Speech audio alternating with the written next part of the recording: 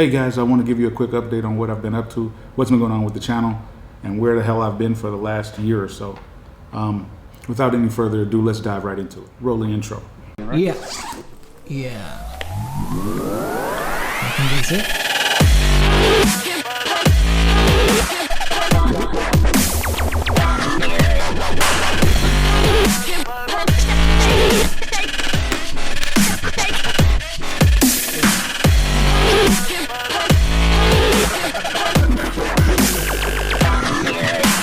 Okay guys, this won't be a long video, and if you're still subscribed to the channel, I want to say thank you. I know I've not been regularly producing content. I'm blaming it on the pandemic and work and real life issues, but realistically I've just been lazy. So what I want to do right now is kind of explain where I've been, what I've been doing, and what direction I'm planning to go. Alright, since we last spoke, I was unboxing the Hasselblad, or maybe playing around with the Sigma 35 f1.2. Doesn't matter. In the last year, I've sold my A7R4. I've bought and sold a Sony A9 II, which I did love. I sold my EOS R, and I bought a red digital cinema camera. One of the reasons I bought the red was I intended to produce more content. Since I've had the red, I've got to admit, my skills as a content creator are vastly inferior to the quality the camera is able to produce. So I've been working behind the scenes, kind of trying to increase my skill set to have more higher quality content to share as a content creator. And then here in the last week or so, I decided to take the plunge on the Sony Alpha 1. I had the Sony A7R4 and the Sony A9 II, which out of almost every full frame mirrorless camera Sony makes, are probably the two worst for video. So I decided, well, one way to fix that is sell them both and get the A1. So now I've got a more hybrid kind of run and gun setup, which is arguably overkill for what limited content I do produce. But you didn't come to hear me ramble on. You saw the clickbait headline. You want to know why I did what I did? The answer was, I decided to go with the Sony Alpha 1. It's not that the A7R4 was a great camera. It satisfied more than all my needs. The A9 II was more of a workhorse than my A7R4 was. But at the end of the day, I didn't need two bodies, especially since I had the Hasselblad for any studio work that I was doing. And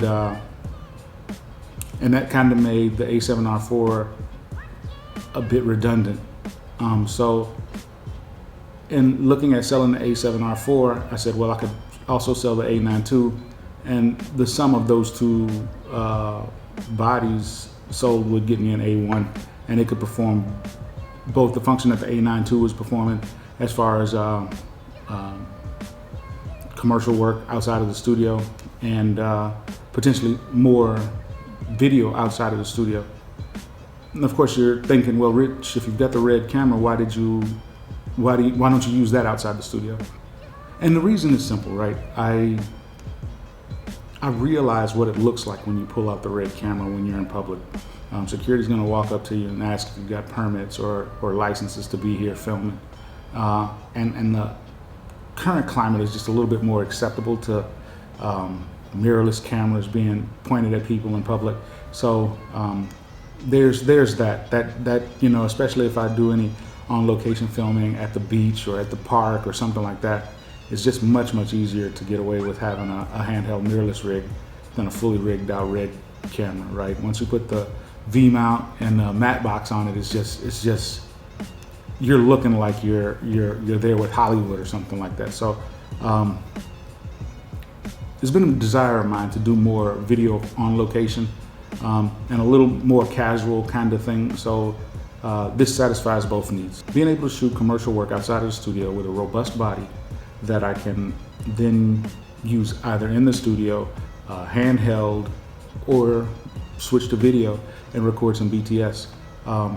Those are features that I thought would be more useful to me than maintaining the two bodies that I had.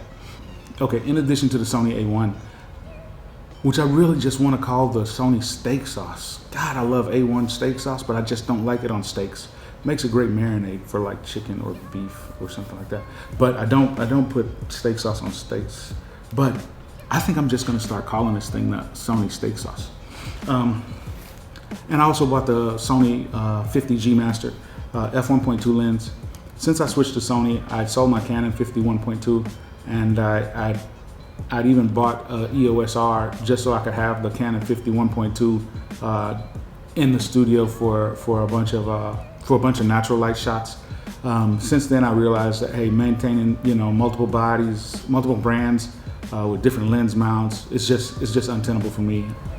Upon switching to Sony, I wasn't in love with the 50 f1.4 Zeiss or the 55 f1.8, so I bought the 50 macro. I used the Sigma 50 1.4, which is a really nice lens, but I'd always kind of wanted a 50 f1.2, a really fast 50, just because I do enjoy natural light shooting, sometimes heavily backlit scenes, and so it's my preferred focal length for a lot of different types of photography. A lot of my products and everything that you saw on my old Instagram was shot with a 50mm lens. So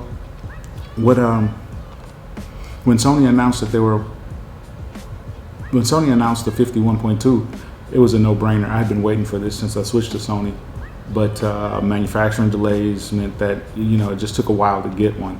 So now I've got the 51.2 and the A1, and let's get into these boxes, put it together, and see if we can get some shots in.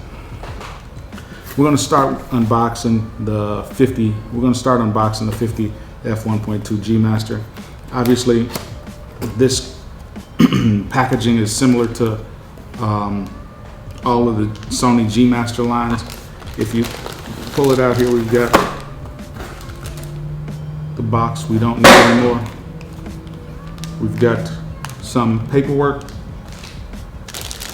I've never ever opened any of the paperwork for any of the lenses. It could be a cash reward or something inside there. I'd never know.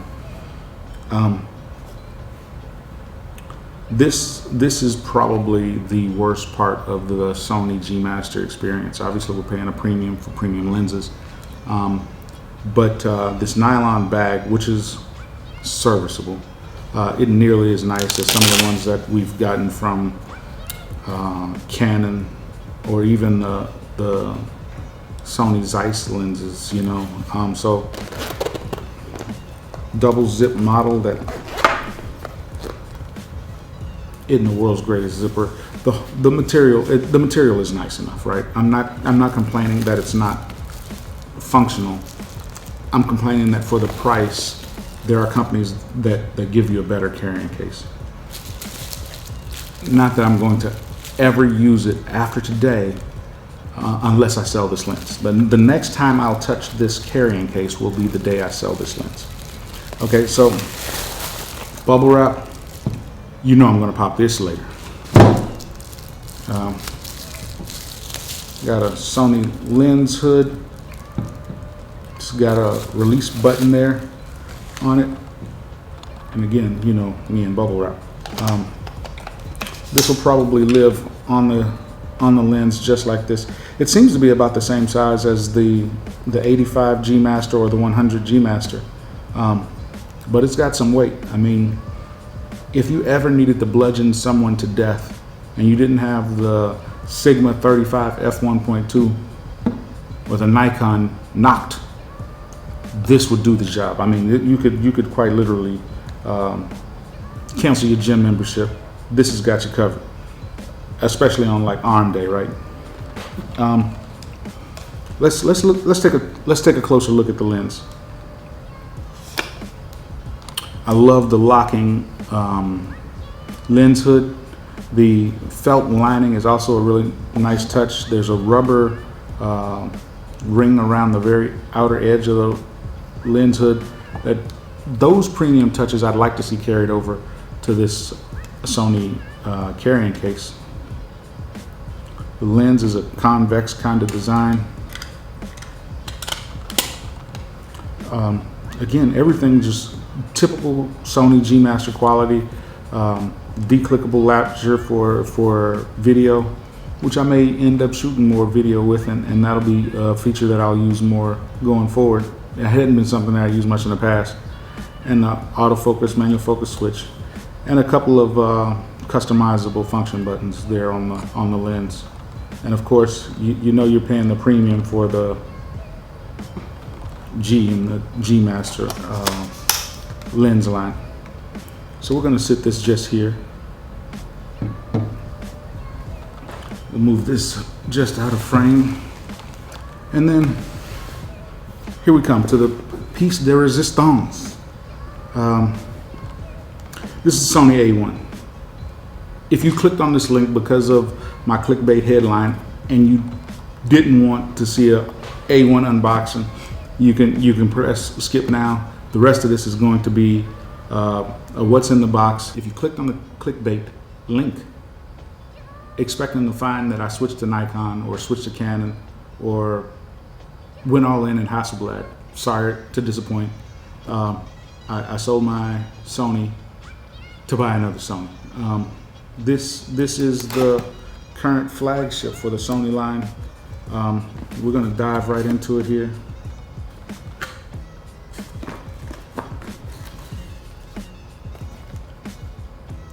That's a lot of paperwork. Sony, it's 2021. Give me a 128 gigabyte card with this saved as a PDF on it. I don't need it in the box. The only time I'm going to touch this again is if I sell this camera and I put it back in this box. What do we have here? We've got a USB-C to Type A cable. We have an HDMI lock for our video endeavors. If we're going to use an external recorder, I'm currently on the fence on external recorders. Okay, I currently use the 7-inch Atomos for the Red. I might sell that and move to the 5-inch Ninja so that I could use it on both the Sony and the Red. I'm not sure where I'm gonna go with that. More research is needed. We've got, inside this box, we've got two containers. On the right side, there is a battery charger. And it's nice to know that at this price point, you still get a battery charger. And under the battery charger, you get not one, but two really short power leads.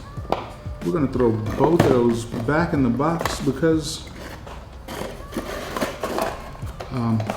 we don't charge Sony batteries in the Sony battery charger.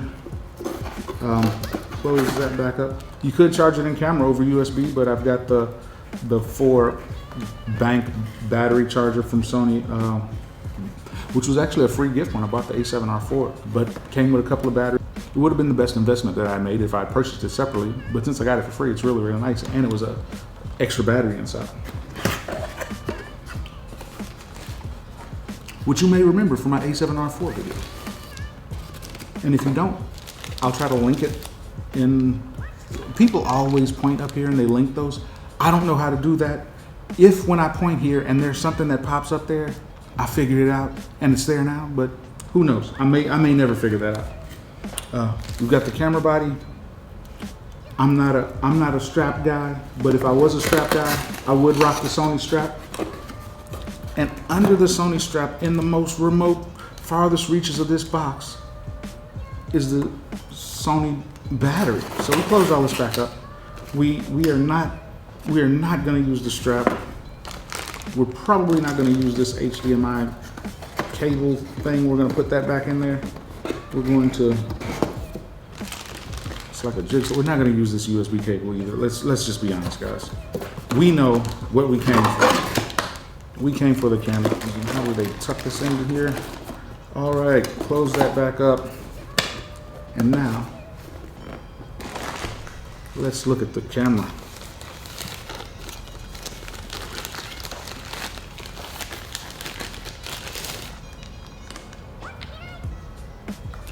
Well, this has officially been unboxed. Thanks for watching, guys. No, I'm kidding. When I look at this, coming from the A7R4 and the A9 II, there's nothing new here, right? I mean, it's instantly familiar. The feeling is pretty much exactly what I'd come to expect.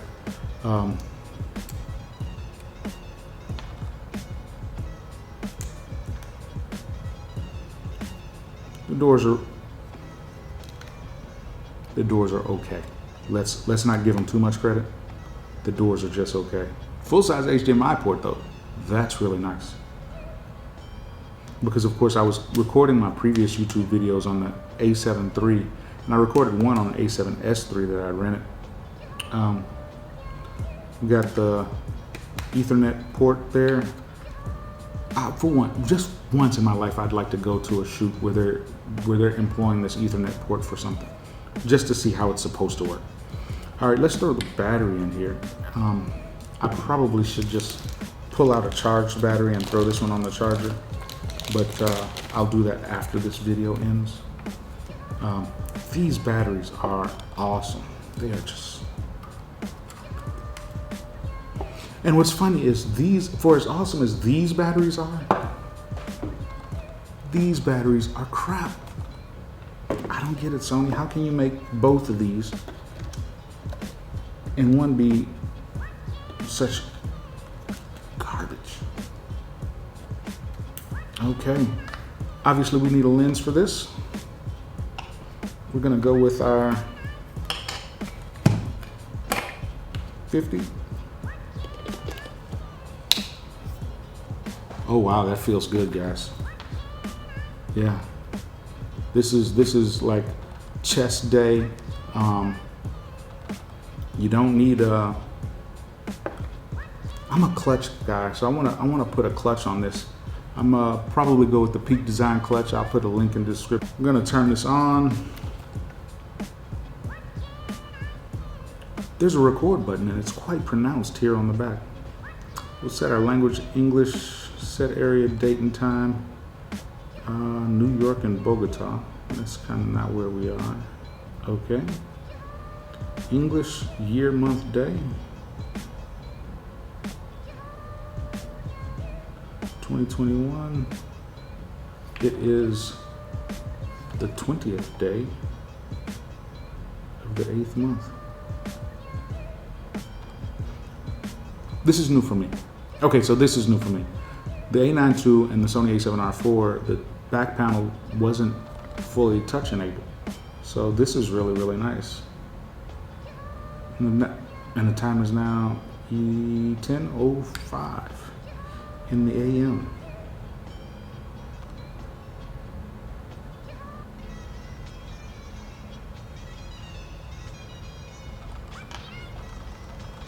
Now it's 10:02. It's recommending I download Imaging Edge, which is moderately better than the Canon alternative, but I wouldn't say it's great. So, as I suspected, the battery's dead, and there's no card in the camera. But we'll go through here, get all our custom configurations applied, and be prepared to take some pictures. We'll get a model in. We'll get some shots up, and I'll see if I can't record some BTS and get that added here to this shoot. All right, guys, I'm gonna wrap this up. We don't want to drag this out for too long. Thanks for watching, and we'll see you guys on the next one.